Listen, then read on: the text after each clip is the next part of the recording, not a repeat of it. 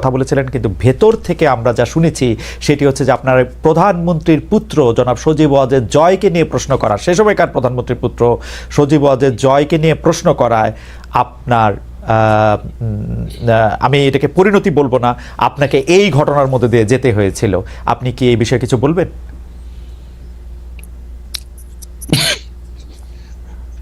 প্রশ্ন করা এবং না করা হলো আমার চরিত্র বৈশিষ্ট্য।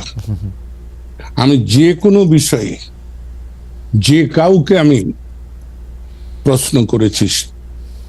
আমি 1964 সালে কপের নির্বাচনে জনাব শেখ মুজিবুর রহমানকে প্রশ্ন করেছি এবং এমন কথাও বলেছি যে আপনি জাতীয়ভাবে যেমন গুরুত্বপূর্ণ, আমি আমার যত বয়স এবং অবস্থানগত কারণে আমি আমার জায়গায় তেমনি আন্তরিক, সৎ এবং নিষ্ঠাবান। তাই আপনি যে প্রস্তাব গ্রহণ করেছেন মনোনয়নের ক্ষেত্রে, এ ব্যাপারে আমার আপত্তি আছে। তাই আমি আপনাকে যেটা বলবো, আমি জয় সম্পর্কে কোনো কথাই বলিনি এবং জয় আমাকে কোনোদিন কোনো কথা বলেনি। জয় তথ্য প্রযুক্তি মন্ত্রণালয়ের উপদেষ্টা ছিলেন, প্রধানমন্ত্রী, তথ্য মন্ত্রণালয়ের না, তথ্য যোগাযোগ মন্ত্রণালয়ের প্রধানমন্ত্রীর উপদেষ্টা ছিলেন। তিনি তাকে কি উপদেশ দিয়েছেন তা জানি না, আমাকে কোনো উপদেশ দেননি। বরঞ্চ আমি একদিন জয়কে বলেছিলাম বঙ্গবন্ধু স্যাটেলাইটের ব্যাপারে যে বাবারে এইটার কি করব। সে আমাকে স্পষ্ট করে বলেছিল যে বড় মামা, আপনি চায়না আর আমেরিকা সম্পর্কে সতর্ক হবেন। ওকে, চায়নাদের যে জিনিসটা দেবে সেটা নিশ্চয়তা নেই, আর আমেরিকা 10 টাকার জিনিস 10,000 টাকা দাম ধরে বসবে। আপনি রাশিয়া, ফ্রান্সের এই দুই জায়গাটা বিবেচনা করতে পারেন। এই আমার 6 মাসের তথ্য প্রযুক্তি মন্ত্রণালয়ের একমাত্র জয়ের সঙ্গে কথা। তবে যে কথাটি বলা হয় বাংলা ভাষায় কিন্তু অনেক রকম ব্যাপার আছে, সেটা বাক্য গঠনে। আমি বলেছি জয়কে, এ কথা আমি বলেছি, সেটা জয়কে প্রশ্নবোধক না। আমি বলেছি জয় হলো প্রধানমন্ত্রী শেখ হাসিনার পুত্র, জয় হলো বঙ্গবন্ধু শেখ মুজিবের দৌহিত্র, এই হিসাবে। কিন্তু চাটুকার খোসামতকারীরা শেখ হাসিনাকে কি বুঝিয়েছে আমি জানি না, এবং বিষয়টা কিন্তু এখানে না। ওকে ওকে, আমি একটু মাঝখানে একটু বলি। তার মানে আছে আপনি এটুকু প্রশ্ন করার জন্য আপনার মন্ত্রিত্ব চলে গেল আওয়ামী লীগে? না না না না না না, আমার মন্ত্রিত্ব ওখানে যায়নি।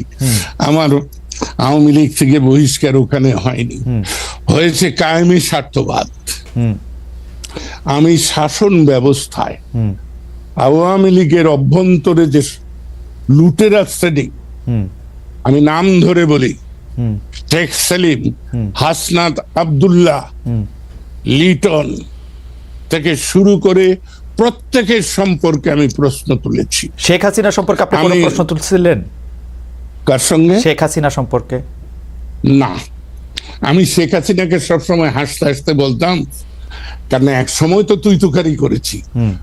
50-এর দশকের শেষ 58 সালে আমার সঙ্গে পরিচয়, তারপরে থেকে আমরা আমার অভ্যাস অনুযায়ী তুই তুকারি করেছি।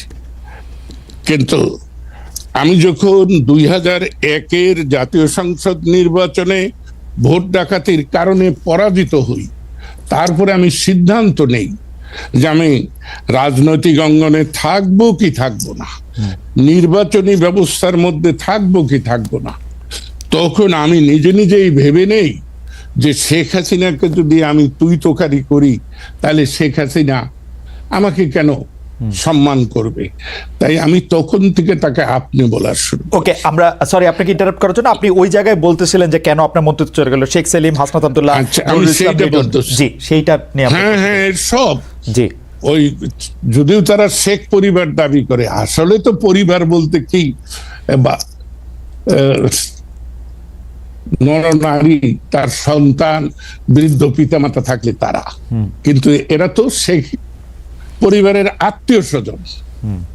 এদের লুণ্ঠনের বিরুদ্ধে, অর্থ পাচারের বিরুদ্ধে আমার বক্তব্য ছিল যে আমরা যে ছদফা আন্দোলন স্বায়ত্তশাসনের দাবি করেছি, সেটা হলো এইরকম যে পূর্ব পাকিস্তানের অর্থ পশ্চিম পাকিস্তানে চলে যাচ্ছে, সেটা আর ফেরত আসছে না।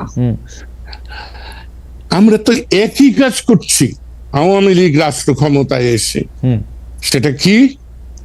যে আমরা দেশের সম্পদ, দেশের অর্থ বিদেশে পাচার করছি। আমার এখানে একটা ছোট্ট প্রশ্ন আছে।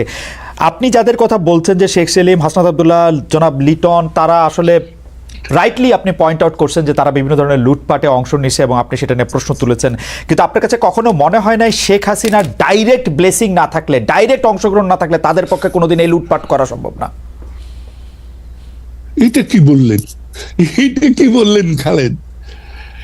আপনার যদি ইচ্ছা না থাকতো তাহলে আমি কি আপনার সঙ্গে এই মুখোমুখি সাক্ষাৎকার দিতে পারি? না না, এবং আপনার ইচ্ছা না থাকলেও সেটা শেখ হাসিনার যদি ব্লেসিং নয়, শুধু ব্লেসিং তো ছিলই, তার একান্ত সম্মতি ছিল, রাইট।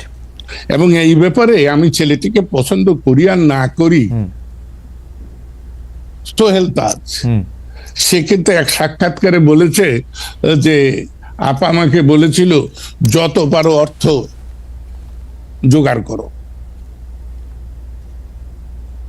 আমি কিন্তু শেখ হাসিনা সম্পর্কে আমার খুব উচ্চ ধারণা ছিল। আমি মানুষের খোঁজ খবর নেই না, আর আমি কারোর বিরুদ্ধে যতক্ষণ পর্যন্ত সুনির্দিষ্টভাবে আমি আমার এই প্রত্যয় না জন্মে যে এই ঘটনাটি সত্য, ততক্ষণ পর্যন্ত আমি কারো সম্পর্কেই মন্তব্য করি না। আমি কারো বিরুদ্ধে বলি না, সব সময় বলি যে আমি অমুকের সম্পর্কে, অমুকের বিষয়ে মতামত দিচ্ছি। তো আপনাকে বলি যে আমরা যখন আমেরিকায় যাই তার দুদিন আগে বাংলাদেশ আওয়ামী লীগের কার্যকরী কমিটি এবং উপদেষ্টা কমিটির যৌথ সভায় আমি প্রকাশ্যে এদের বিরুদ্ধে অভিযোগ উত্থাপন করেছিলাম।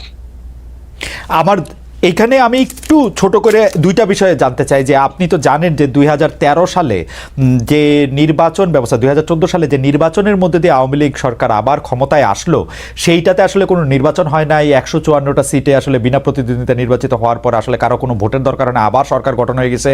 আপনি ওইটার কোনো প্রতিবাদ করেছিলেন কিনা? 1, 2 হচ্ছে আপনি দল থেকে বহিষ্কার হলেন, মন্ত্রিত্ব থেকে বাদ পড়লেন, ফিরে এসে গত 10 বছরে আপনি এই কথাগুলি প্রকাশ্যে এরকম করে বলছেন কিনা বা বলতে চেয়েছেন কিনা, বলতে কোনো বাধা পেয়েছেন কিনা? জনাব খালেদ মহিউদ্দিন, আমি আপনি 2012 সালের বাজেট অধিবেশনে আমি স্পষ্ট করে বলেছিলাম যে এটাই আমার সর্বশেষ জাতীয় সংসদে উপস্থাপিত বক্তব্য, কারণ আমি ভবিষ্যতে জাতীয় নির্বাচনে অংশগ্রহণ করব না। তারপরে শেখ হাসিনা ব্যক্তিগতভাবে আমাকে অনুরোধ করেছেন যে লতিফ ভাই আমাকে ছেড়ে যাবেন না, আপনাকে আমার প্রয়োজন। আমি শেখ হাসিনাকে যতটা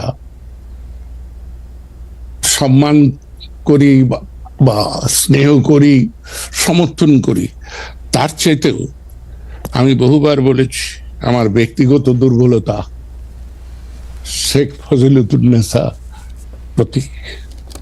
আমি ছাত্রলীগ, আওয়ামী লীগ, শেখ মুনির, আব্দুর রাজ্জাক, এদের কারণে করতে পারতাম না যদি আমি শেখ ফজলুন্নেছার